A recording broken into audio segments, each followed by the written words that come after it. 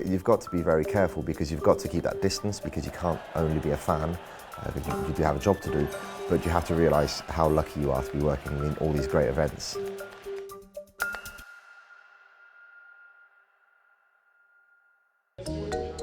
My name is Andreas Phillips and I'm the Tournament Director for the HSBC France Sevens.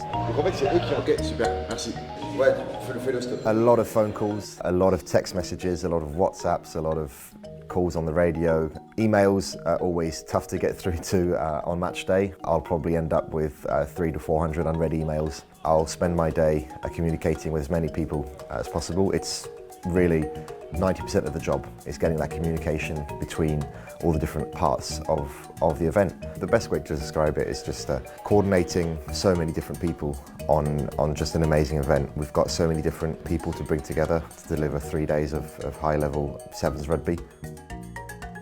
I work for the French Rugby Federation. I've been working for them for 5 years. We're in charge of managing the development of rugby on French territory. France Sevens for us is incredibly important. If we want to really raise awareness of sevens in France, a major event is essential. And obviously we're looking towards the future with some massive events that are going to take place in France. So sevens really needs to take its place in France. I've always been a real sports fanatic, and as you get older you try to look into what jobs would allow me to be as close to that as possible. There are lots of different ways to get into the sports industry. Usually a passion for sport is one of the basic requirements. Once in a while, the ideal situation is when we do get to switch off and we once in a while sit down, get a discreet space in the stands and have a look at what's going on the pitch. So I hope to be able to enjoy it at least once or twice over the weekend. It is definitely a dream job. I wouldn't switch it for another.